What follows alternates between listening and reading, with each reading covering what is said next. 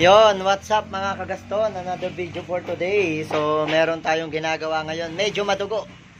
So, GSX-R 150 Fi. So, ito yung engine niya na katulad ng engine ng Raider Fi. So, may problema kasi nakailang battery na ni sir. Nalulobat pa rin. So, ito yung naging problema, kinalkal natin. Pero bago lahat, intro muna.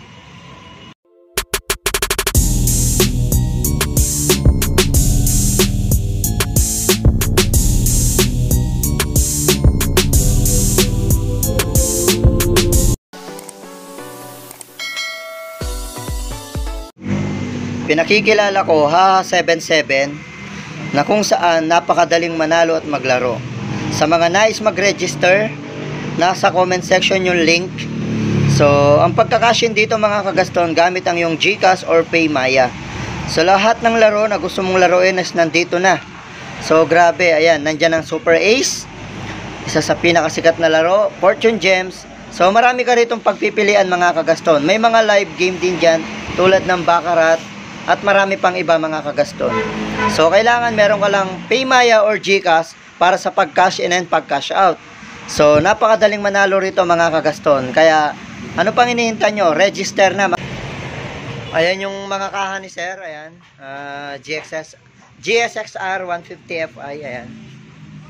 So, dito nagmula yung makina ng Raider 150 Fi. Ang pinagkaiba lang ito, walang kick. So, face out na kasi to, meron nilabas yung GXSS na naked bike. So, ayun. Kinalkal natin.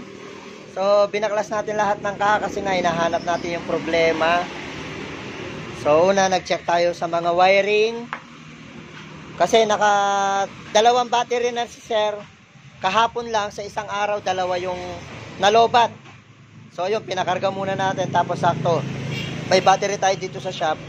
So, yung muna yung nilagay natin. Tapos, chinek din natin kanyang rectifier. Kung okay, is goods naman yung rectifier niya.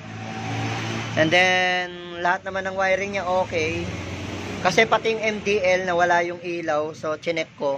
Naglulos lang pala yung connection niya papuntang positive. Doon sa kanyang MDL. Pero yung mismong motor, ito yung naging problema. Yan siya mga kagaston, sunog. Sunog yung kanyang stator mga kagaston. Umaandar naman siya, kaso ang problema hindi kumakarga yung battery. Bukod sa hindi kumakarga yung battery, nawala din yung headlight niya, yung high and low. So, ang Raider Fi kasi at saka GSX-R, sa pagkakaalam ko kasi, yung isang connection ng headlight nito papuntang stator, yung isa papuntang battery. So, kapag nadali yung stator, apektado rin yung ilaw. So, kaya pala wala siyang high and low, meron siya park light lang. So, yung park light, siguro, yun yung papunta ng battery. Yung high and low, yun yung papunta ng stator. So, yun, apektado talaga yung headlight. Kahit sa Raider Fi, nangyayari yun. So, ito yung problema nakita natin. Ayan.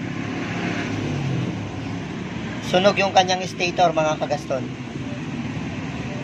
So, nag-check tayo ng presyo. Wala kasi tayong stock.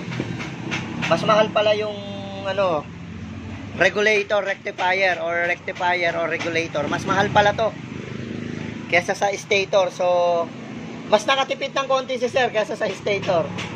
So, yun nga, dalawang battery na yung nalobat. Tapos, panibagong battery ulit yung nakasalpak.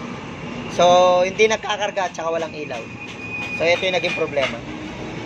So, yun, papalitan muna natin yung stator niya. Tuloy natin yung video mamaya kapag nasalpak na natin lahat. So, yun mga kagaston, nakita na natin yung problema, yung sabi ko nga kanina, yung stator niya sunog. So, paano ko nasabi na apektado pati yung headlight kapag sira yung stator ng GXSR. And then GXSS, and then lalo na rin sa Raider Fi kasi pare-pareho lang yung makina niyan. So eto, nagpalit tayo ng stator. So ayun yung luma. Eto yung binili natin bago. So wala kasi tayong stock kaya bumili tayo. So grabe, napakamahal ng stator.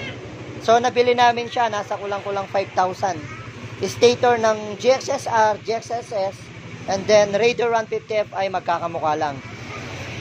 Pero ang mas mahal ito. Mas mahal pala yung rectifier ng GXSR compare sa Raider Fi. So ayun, ayan kanina, sabi ko sa inyo wala siyang headlight. Wala rin siyang, kumbaga wala siyang high and low. Meron siya park light. So ngayon, bago na yung kanyang stator, so nakita nyo naman sunog yung kanyang luma. So ngayon, ayan, meron na rin siyang headlight. Park light, low. Ayan, ayun sa salamin, kung nakikita nyo. Ayan, low. Ayan. Sige. Park light, low, high. So ayan mga kagaston, okay na ulit lahat. Kasi kanina wala talaga. Tapos isa pa sa palatandaan kung ang sira lang is kundi, ang nangyayari kasi kanina, isa pa sa problema, pati yung indicator niya rito mga kagaston. For example, ito, park light. Ayan, park light. Aandar naman yung park light pero yung low wala. Tapos, yung high indicator, yan, yung high beam indicator, wala rin yan kanina. So, wala siyang low, wala siyang high. Pati itong high indicator, wala rin. So, yan. Ngayon, nakita natin yung problema. Sunog pala yung kanyang stator. So, although maandar yung motor, pero hindi naman kasi damage lahat eh. Kumbaga, hindi naman nasunog lahat yung buong stator. Isang parte lang ng stator yung sunog, ayan. So, yan lang yung naging problema. Pero, ang naging problema kasi neto, ayaw mag-charge ng battery. So, si sir, tinatawagan ako kahapon. Nakadalawang battery na siya. So, laging nalulobat, hindi kumakarga. Tapos, yun na, wala rin daw headlight. Tsaka, nawalan din daw ng headlight. So, chinek natin kanina dito sa shop. Unang chinek natin kasi yung charger niya kasi isa sa problema pag hindi nagkakarga yung battery is charger. So, wala pa rin siya ron. So, doon tayo nagkalas ng stator, nakita natin nga sunog. So, yun, problem solved na tayo mga kagaston. Ang motor na to is GXSR. Same engine ni Raider 150 Fi. And then GXSS kasi yung kapalit nito dahil ito phase out na. Ang pinagkaiba lang nito mga kagaston, wala siyang kick. Ayan. Kick delete siya mga kagaston, wala siyang kick. Pero wala silang pinagkaiba pagdating sa CC, pagdating sa ano, pareho lang sila. Magkaiba lang din sila ng throttle body. And then dito nagmula yung 10 holes injector na nilalagay natin sa mga Raider, yung pan GXSR. Ito yung original na pinagmula nun. So yun mga kagaston, hanggang dito na lang yung video natin. Sana may natutunan kayo. So, lalo na sa mga naka GXSR and then GXSS. So same lang naman nagiging problema niyan. Pati sa Raider 150 Fi kasi same lang lahat sila ng, kumbaga halos same lang lahat, walang pinagkaiba. So yun, hanggang dito na lang. God bless sa inyo.